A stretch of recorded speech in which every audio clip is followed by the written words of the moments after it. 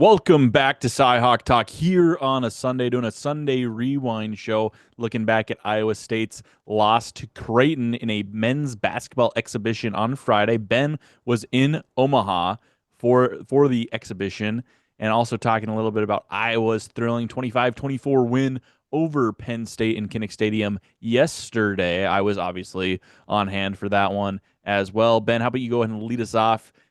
Take us through what happened in a, I guess, alarming loss to the Blue Jays. I feel like there's a little bit of panic on X from what I can see from the Cyclone fans. So, what was your top one or two takeaways from that matchup? There is a little panic, at least from what I've seen on social media, from Iowa State's 71-58 loss in an exhibition to Creighton. And I'll get it out of the way now. It was an exhibition. If the ledge is right here, I'd tell Cyclone fans to get off of it because it is just an exhibition, but it's one that should raise eyebrows. I think with a few areas that we got to see, first look, and the main thing was 0 for 14 from 3-point shooting. Iowa State. Ethan, I thought coming into this season that 3-point shooting could be a problem. The Cyclones lose Curtis Jones, who was the best 3-point shooter, maybe in terms of volume. Momchilovic was back, but he was 0 for 7. So outside of him, who Creighton kind of seemed to lock onto, Iowa State's going to be forced to come up with some secondary and tertiary sources for shooting. And at least on Friday, they didn't have that, finishing 0 for 13. So that's going to be something to watch. The freshmen, exciting to see. Those three newcomer freshmen, the three guys who are going to play a lot, Killian Torre, Jamarian Bateman, and Dominicus Plata. They all played pretty well, and Iowa State's going to need them. They all played, between 15 and 20 minutes on Friday, and that's something that we didn't see at all last year. I thought Torre looked awesome. He was really good. Only one turnover. We'll get into him a little bit more as we go along. And then the defense. You just hate to see Iowa State come out in an exhibition. It's streamed on TV. There are fans in the building, and they came out in the first half not playing TJ Otzelberger style of basketball, getting physical, forcing turnovers, and that was ultimately their downfall on Friday. Was it streamed on TV? I saw that there was some difficulty with what was going on the Creighton stream. People paid $8 to watch it, and then the website maybe crashed. Maybe not the worst thing for a Cyclone fan if they weren't able to tune in because they probably wouldn't have liked what they saw. Uh, just go ahead and wrap a bow on it. Are you feeling more optimistic, less optimistic about the Cyclones going into the 25-26 season after that? I'm feeling about the same. Ethan, I'm trying not to get too lost in an exhibition matchup. I get it. TJ Otzelberger said we're not holding anything back. So, it certainly felt like a real game out there, but I'm trying to not get too lost in the result. I'm feeling about the same. Iowa State's ceiling, in my opinion, is not going to be as high as last year's team that reached number 2 in the AP poll and was a number 2 seed in the NCAA tournament. I maybe see this team ceiling a little bit lower, especially as some of these freshmen get involved. So I'm feeling about the same coming off after that loss. Ben, the chief underreactor, and maybe me, the king of overreactions. Especially between the two of us, I'm definitely beating you in that category. We'll go ahead and get into my takeaways from the Iowa 25-24 win over Penn State. Sending them it's the second week in a row Iowa's beat a team to send them to 4 straight losses. And another interesting nugget about Iowa's schedule so far, 5-2, all 5 teams that they've beat have not won a single game in conference. UMass still winless in the MAC. Albany still winless in the CAA. Obviously, Wisconsin and Penn State winless, and Rutgers also winless in the Big Ten at the moment. So it's been kind of an interesting little wrinkle there that the schedule's worked out in a way that I guess not a lot of teams that they've played have had success once they've gotten into the latter portion of their schedule. But that's not my number one takeaway. My number one takeaway is what impact did those head-scratching decisions that Kirk Ferentz made, that Tim Lester made, what impact did those have on the ultimate outcome of the game? And I certainly think that when you look at this, I saw the takes on X this morning and last night. It's like, oh, only beat a struggling Penn State team by 1 point, and that is the truth. They certainly only won by 1 point, and it's doesn't that's not a very encouraging win if you're an outsider looking at the box score. Like, wow, Penn State got UCLA had a bigger win over Penn State. You only beat them by as much as Northwestern beat them by. So how good is Iowa really? How good of a win is that for Iowa really? But what I would push back and say is this is absolutely a game Iowa should have won by more points and had the opportunity to win by more points. And by no fault other than their own was this a 1 point game that they needed to score a late touchdown and overcome an 11-point deficit. You look at things 6 seconds before halftime. This is probably the number one head scratching decision that they made all game yesterday. Kirk Ferentz decides to trot out Drew Stevens for a 66-yard field goal. It gets blocked, returned for a touchdown. Penn State takes a 14-10 lead into halftime, gets the ball out of half, scores a touchdown on their opening drive. Now they're up 21-10, and suddenly you went from riding high as a Hawkeye fan going into halftime to like, oh man, we might mess around and lose this game. And that's certainly the vibe you got at that point in the third quarter. And then Mark Gronowski did what Mark Gronowski does and willed them back to victory. But that decision just made no sense. I would maybe have understood it last year when Drew Stevens was absolutely elite. That entire field goal operation was just, lock solid. You didn't have any questions about it. But they had already missed a 46-yard field goal, I believe, in this game. So the field goal unit had already missed what should have been an easier field goal to make. And then you send him out there for the, Big Ten conference record long kick. And then to make matters worse, Drew Stevens gets a practice try because Penn State calls a timeout, and it landed like 5 yards short in the end zone. It's like, okay, I know you don't want to like kill the dude's confidence. Get him off the field, run a play, have Mark Gronowski scramble around and throw the ball out of bounds after the 6 seconds are up. It was actually third down, so you could have run a play. Penn State had some timeouts, so they might have called a timeout, but you could have burned those 6 seconds off another way. Instead, Kirk Ferentz goes for the field goal, gets blocked, immediately blows up in his face. He owned it post game. He's like, that was a poor decision. We wanted to be aggressive, but we wanted to be smart, and that was not smart aggressive. That was dumb aggressive. And he was actually, he fought back tears at one point in the press conference when asked, did the team bail you out today? And he said, yes, they absolutely bailed me out. My players bailed me out today. And so, I think at that moment, the gravity of, I almost blew this game for my team kind of set in on him. I'm sure he already was aware of it, but maybe just the full scope of it hit him in that moment, and the mask kind of fell a little bit, and we got to see that from Kirk, which is not, typical. We don't usually see that kind of level of emotion from him. He likes to crack jokes, but we don't see those kinds of negative emotions very often. And then some of the other decisions that didn't make sense in conjunction with the field goal. There was a 4th-and-1 from Iowa's own 39. Kirk elected to punt it. It ended up paying off for Iowa. It was the right decision because they ended up getting a touchdown. But when you compare it to going for a 66-yard field goal, it's like, why are you punting on 4th-and-1 when you're averaging 5 yards a carry? Why are you playing that one uber conservative and then going hyper aggressive at the end of half? That didn't make sense. And then the last decision I really hated was from Tim Lester on the second drive of the game. Gronowski throws a pick on the first drive. Penn State gets a touchdown. You're looking for an answer, and you go all the way down the field into the red zone in 5 plays. 4 of those were runs, which gained 38 yards. So your ground game was absolutely clicking early in that. And then he immediately goes to a pass on first down, incomplete, picks up 4 yards on second down on another run, and then goes incomplete on third down again. It's like, why did we even go to the pass right there? Well, what was the rationale? I understand you're trying to, break trend, trying to catch them, key in on the run and catch them sleeping, catch them napping with a play action RPO situation. It might be a nice chunk play. It just didn't work out that way. And you would have liked to have seen him just stick with the ground game and get that ball into the end zone in a time where you really needed more than 3 points as an answer.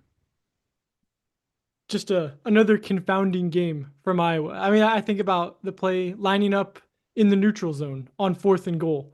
All of these things that, you think it's just going to hurt Iowa, and then they find another way to win. And you look at it now, Ethan, Iowa's 3-1 in the Big Ten. They have a winnable game against Minnesota coming up.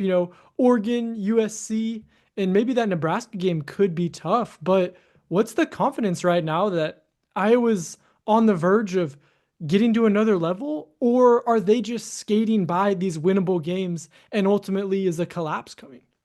Yeah, like I said, the resume is really suspect at the moment with who they've beaten, right? You can only play the teams on your schedule, right? Like, Iowa doesn't control who they're playing in Big Ten conference play, right? That's who the Big Ten assigned to them. Penn State should have been a really tough game. That should have been a really big win over a ranked team if it had played out the same way. Instead, it's like, oh, we sent the Nittany Lions to 3-4, fourth straight loss. They're 0-4 in conference play, right? So, you know, resume suspect. It is what it is. They can't control that, but it's really interesting because it's like you feel good about what Iowa's been able to show, and it's not like these teams have looked bad, and you certainly know Penn State still has the talent on its roster. But I think that this Minnesota game, because Minnesota's coming off a really nice win over Nebraska, 24-6 on Friday night, really dominated the Huskers in the trenches, ran all over them, sacked Dylan Raiola 9 times. The Gophers are riding high right now. They're actually getting, I think, one vote to be in the top 25 at the moment. And so this could be a really telling game for what Iowa's final 4 games of the season are going to be. I feel like I keep saying, "Oh, we're going to figure something out this week," and we're learning a little bit. And like I said on our Wednesday show, so you're telling me there's a chance. I absolutely think that Iowa still, they're still a dog in that fight. They still got a chance of going to the Big Ten title. It's certainly an outside chance. I haven't done my ESPN analytics check to see where their win out percentage has risen since winning yesterday. It probably shouldn't have gone up very much, but I'm sure it went up a little. So it's certainly interesting how the resumes played out. And I think ultimately, to get to one of my takeaways, talking about what the offense is at its best, I think that this offense is this team are going to go as far as Mark Gronowski can carry them. Right now, it looks like he'll be doing that with his legs. You'd love to see him generate a bit of a passing game. Only 68 passing yards yesterday. I asked him about that in post game. He said, "Well, we don't want to go away from what's working." I was like, "Well, eventually you're going to have to throw the ball, right?" I think they got a little fortunate with that 67-yard run that they didn't have to pass on that final scoring drive, because that was absolutely a situation where they needed to. And when they're in clear passing situations, they've absolutely struggled. Like third and longs, they are not hitting on a high percentage in those situations. So what's this offense at its best? It's absolutely a ground and pound team. Get the ball in Kamari Moulton's hands. Let Mark run the ball. And it's going to ultimately come down to, Kamari is a solid complementary piece, but Gronowski is going to be the straw that stirs the drink. And then last point here before we get into our grades, getting back to the 66-yard field goal. The other part of that, and I mentioned it a little bit when I was talking about it earlier, the other reason why I really hate that decision is this is the 4th game of the last 5 where Drew Stevens has missed a field goal. Obviously, he missed 2 if you count the blocked one, but the 46-yarder before you attempt the 66-yarder, he missed that one as well. Pushed it right. There's something clearly wrong with this field goal operation. I asked special teams coordinator LeVar Woods about it during the bye week, and he said it was an entire operation issue. He has ultimate confidence in Drew Stevens, and I think that Drew Stevens has earned that confidence. He was very good last year after a very shaky 2023, but you can trust Drew Stevens, but that doesn't mean you need to trust the field goal unit, and they have not earned the trust that Drew Stevens has earned. So they need to quit. They need to quit relying on the field goal unit. They need to get closer. They need to get within like 35-yard field goals and shorter is where I'm confident in the field goal unit at the moment. And so like that's how they need to operate. It's like we need to get to the 20-yard line before we even think about attempting a field goal. It's kind of a situation Iowa State's been in this year, but I'm done trusting the field goal unit. It's none of them have looked like a layup this year, and that's certainly a stressful situation to be in as you're getting into some hyper important games, and you're facing some teams in conference play that have shown that they actually have a pulse this year. I'm thinking it'll be a while before we see another 66-yard field goal attempt. Certainly won't be from the black and gold if I were a betting man. We'll go ahead and get into our grades. No more field goal discussion in the grades for me, but we'll get to some grades. I have Iowa football. Ben has Iowa State basketball right after this. Luca.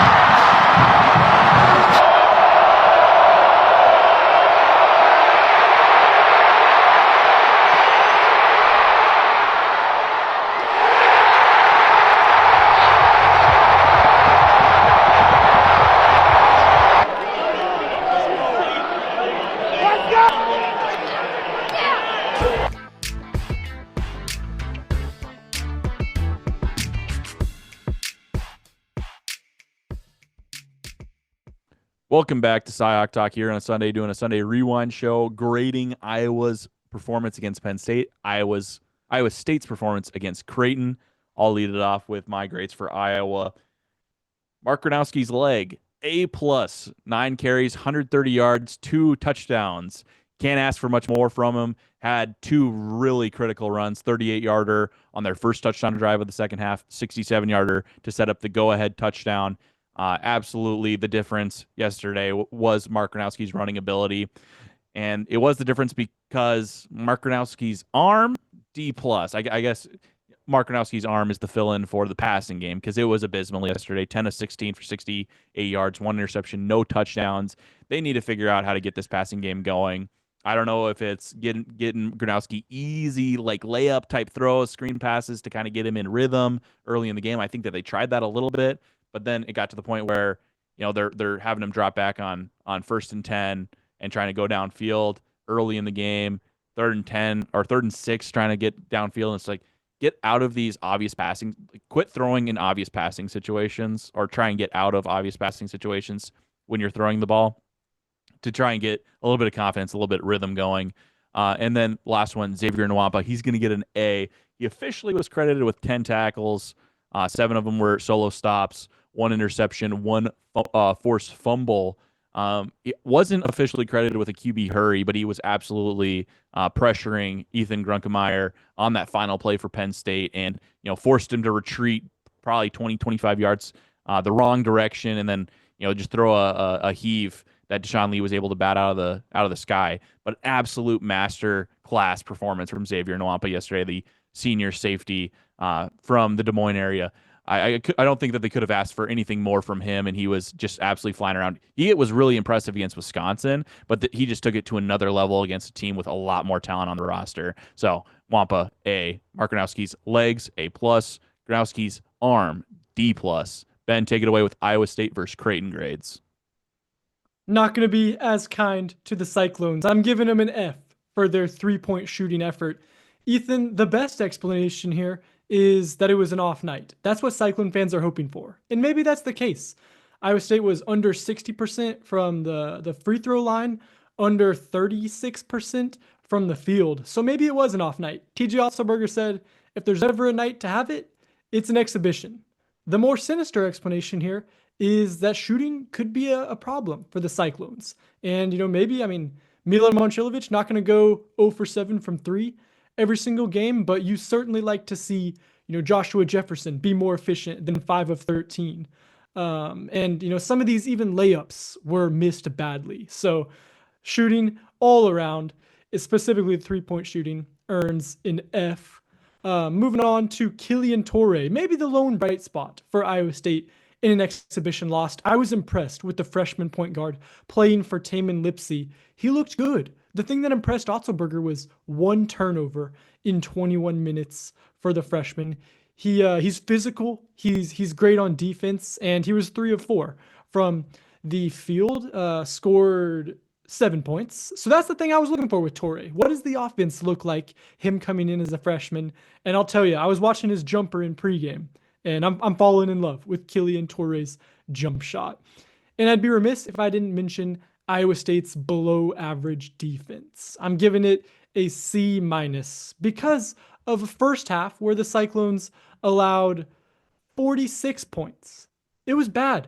Only 1 turnover forced in the first half. Guys, Iowa State's defense is designed to get active, force steals, points in transition. And if that's not happening, they're going to be giving up a lot of open shots on rotations and help. So if the turnovers aren't coming, Iowa State's defense is going to have problems. That's why they struggle to defend teams like BYU, teams like Creighton, teams that can shoot.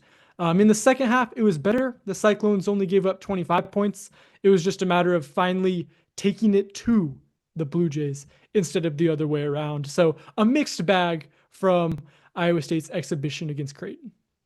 Be sure to tune in on Wednesday where we'll preview a big rivalry matchup for Iowa as they host Minnesota in Kinnick Stadium on Saturday, and Iowa State Big 12 championship rematch from last year as they take on number 24 Arizona State, who knocked off Texas Tech this last Saturday. So big game It's for this. BYU first, Oh, and then the vaunted Big 12 rematch. Both games are going to ESPN be lied great to though. me. ESPN lied to me. I just checked it on my phone, and they made it look like the Arizona State matchup was next. But yes, number 11 BYU, even bigger matchup. That's right. Be sure to tune in on Wednesday, where I'll hopefully remember that it's BYU and not Arizona State for the Cyclones. Be sure to tune in. Thanks for watching.